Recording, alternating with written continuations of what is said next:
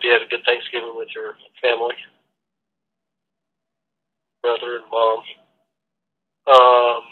I went down to my grandma's and hung out, going from room to room to room, just kind of hanging out with grandma and Sandy and my cousin and different people.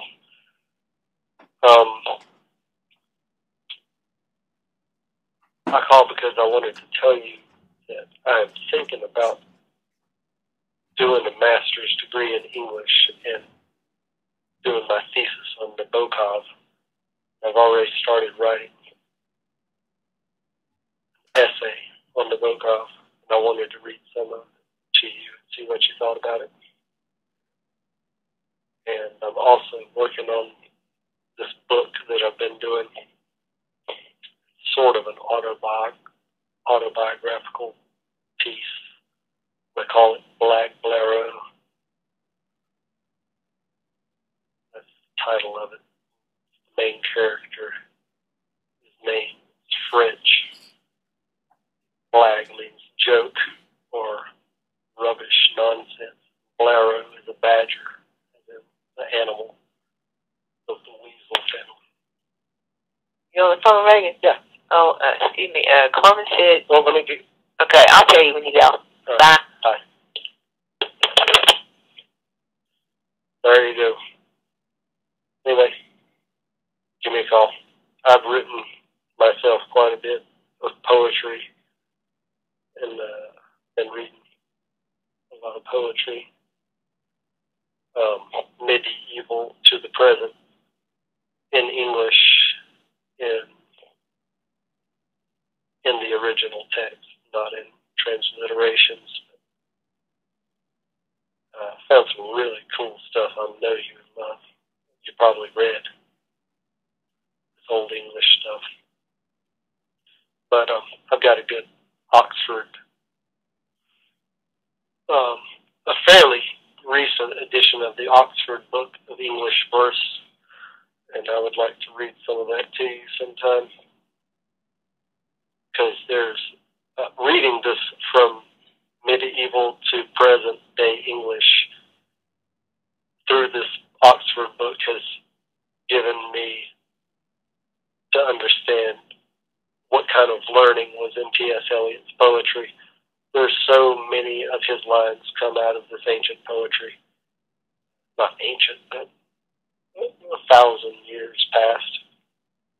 Anyway, and I think Nabokov had a lot in common with all of that. He definitely knew his English. His degree was in English literature and French literature from Cambridge, so he was definitely well versed in the English language, ancient, classical, romantic, modern, and he definitely contributed a great deal himself to modern literature, and an interesting person all around. Anyway, I want to maybe do this. All right, bye. Monday, 8:22 p.m.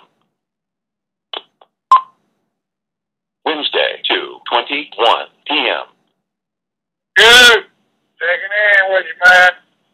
Hey, I saw that damn record sitting out there in front of your house, man. You ought to grow that mullet out, put your damn shotgun in the back window, and put your damn mat and towing on the side of that motherfucker. Do it. Be a good redneck with a fucking full freak flag mullet and a damn record. Hell yeah. Anyway, you need you. Later. Wednesday, 8:13 p.m. Thursday, 3:21 p.m. Finito molestación. I am calling for a job. I understand Dr. Bravado hiring, and I need the job. This is America, land of opportunity. That means you have job for me. Tímido molestazione. Thursday, 11:28 p.m. Hey, Matt, listen to this. Emma was silent about a number of her extravagant desires, however. To take her to Rouen, for example, they dreamed of owning a blue tilbury drawn by an English horse, driven by a groom wearing top boots. It was Justo who had inspired her with his caprice by begging her to take him into her service as valet. Being deprived of her tilbury did not diminish her pleasure in arriving for a rendezvous, and it certainly increased the bitterness of her return to Yovie. Often, when they had been speaking of Bury, she would murmur, "Oh, how happy we'd be if we were living there. Aren't we happy here?" The young man would ask softly, stroking her hair. "Yes, of course, I'm talking foolishly. Kiss me." She was more charming than ever to her husband. She made him pistachio custards and played waltzes for him after dinner. He regarded himself as the luckiest mortals, and never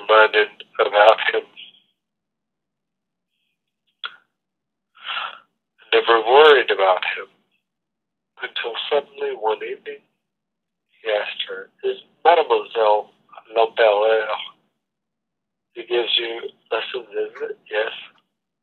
"Well, I saw her today," said Charles, "in Madame Guigeau's house.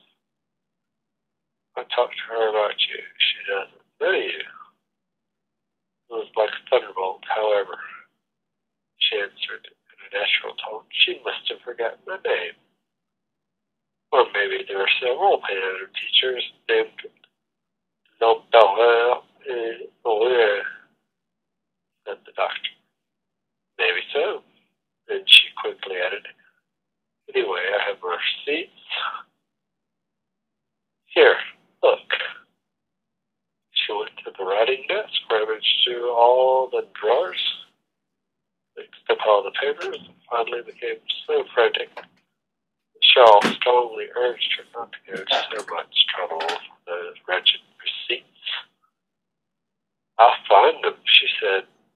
Sure enough, on the following Friday, as Shaw was putting on one of his boots in the dark little room where he kept his clothes, he felt a piece of paper between the leather and his sock.